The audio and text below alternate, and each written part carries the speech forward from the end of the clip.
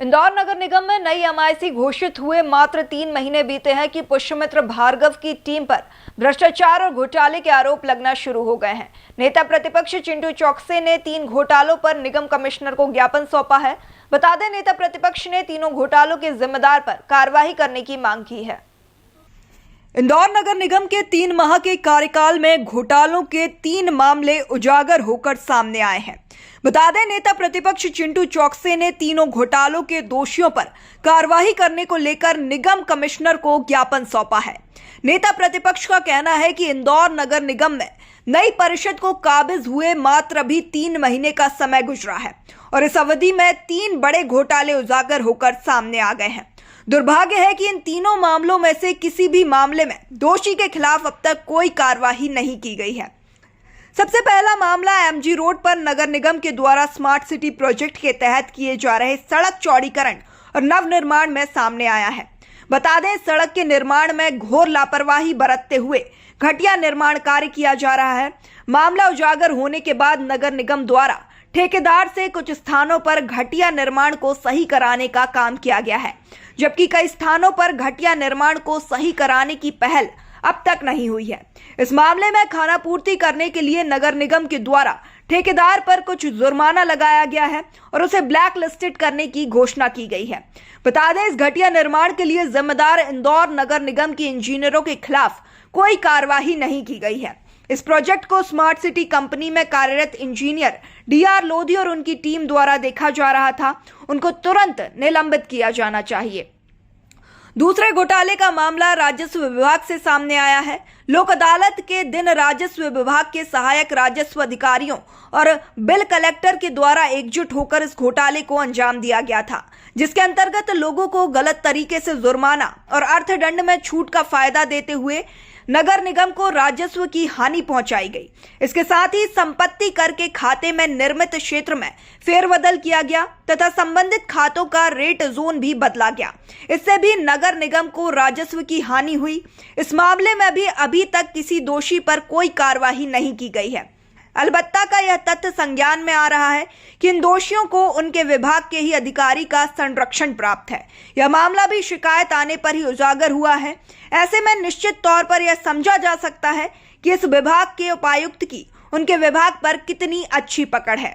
बता दें, तीसरे घोटाले का मामला भवन अनुज्ञा शाखा से सामने आया है। इस मामले में आपके निर्देश पर 70 नक्शे निरस्त करने की कार्यवाही की गई थी। इसके साथ ही 50 प्राइवेट इंजीनियरों को नोटिस जारी किए गए थे।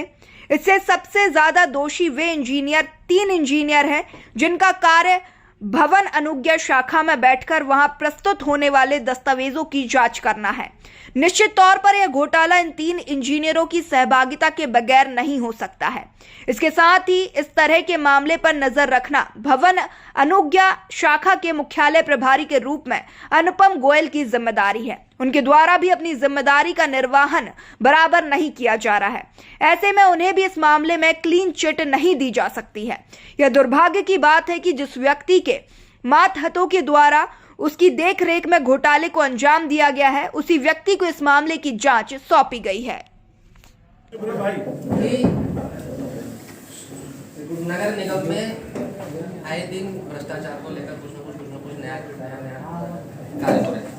सबसे पहले हम लोगों ने आपसे शिकायत करी थी कि ये एमजी रोड वाला घटिया निर्माण को लेकर शिकायत हुई कि जो संबंधित अधिकारी है डीआर लोधी जी वगैरह, उस पर कोई कार्रवाई होना चाहिए, संबंधित ठेकेदार पर कार्रवाई होना चाहिए, लेकिन वो कार्रवाई कुछ भी हुई नहीं। उसके बाद में अभी दूसरा मसला है कि अभी लोक अदालत में जिस तरीके से 1.5 लाख के बिल को 50-50 हज़ार करके 3 टुकड़ों में बांट के नगर निगम के पैसे को संपत्ति को नुकसान पहुंचाया गया, उन संबंधित अधिकारियों पे, कर्मचारियों पे भी कार्रवाई होनी चाहिए। और सबसे बड़ा ताज़ा मामला जो अभी का है, जिसमें आपने नोटिस जारी करे 70 नक्शे निरस्त करने वाला, इसमें यह है कि जो 3 इंजीनियर, ये वाली जबलपुर की आईडी है और इसमें ये 4 नक्शे जोन वार्ड क्रमांक 15, वार्ड क्रमांक 50, वार्ड क्रमांक 80 और वार्ड क्रमांक 43 के पास हो गए। आईडी कहाँ, वो आईडी कहाँ की? जबलपुर की। नक्शे की आईडी कहाँ की है? उसकी संपत्ति कर की आईडी कहाँ की? जबलपुर की। इसी तरह से दूसरी आईडी है, ये जोन क्रमांक 14, वार्ड क्रमांक 79 और नक्शे पास हुए हैं वार्ड क्रमांक 34, वार्ड क्रमांक 76, वार्ड क्रमांक 76। इसी प्रकार से लगभग 70-75 मामले अभी, ये सारे दस्तावेज हैं, हम इसको विधिवत रूप से परिषद में भी उठाएंगे, प्रश्नकाल में भी लेंगे।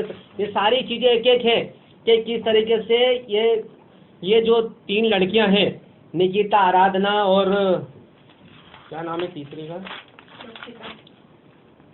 रक्षिता, इन तीनों कर्मचारियों ने किस प्रकार से नगर निगम को बड़े लेवल पे चूना लगाया।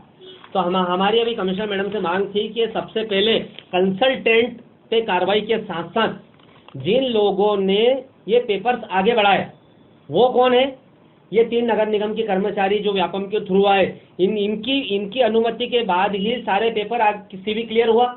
आपने चेक करा कि इसका संपत्ति कर सही है, आपने चेक करा इनके पेपर सही है, उसके बाद ही ये मामला आगे बढ़े और नक्शे विधिवत रूप से अनुमति के लिए गए। उसमें से कुछ नक्शे की तो पास भी हो गए, कुछ नक्शों की डीपीआर भी बन गई, कुछ नक्शों के लिए जो पैसे जमा करने की रसीद के नोटिस निकलता है वो रसीद भी निकल गई। नगर निगम में इतना बड़ा भ्रष्टाचार हो रहा है, भारतीय जनता पार्टी की सरकार है, तो भ्रष्टाचार और भारतीय जनता पार्टी का तो आपस में पूरा चोली दामन का साथ है। हमने भी कमिश्नर मैडम से मांग करी है कि इन 3 भ्रष्ट कर्मचारियों को तुरंत से तुरंत इनको बर्खास्त किया जाए, इनके पदों से इनको हटाया जाए। अगर इनको वहाँ पे काम पे रख लिया तो इसका मतलब माना जाएगा कि इसमें नगर निगम के सारे लोग सम्मिलित हैं, भारतीय जनता पार्टी और पूरी परिषद और नगर निगम के जितने अधिकारी इसमें सम्मिलित है। तो हमारी तुरंत कार्रवाई की मांग है। अगर इसमें कार्रवाई नहीं हुई तो आने वाले समय में कांग्रेस पार्टी इसमें उग्र आंदोलन करेगी।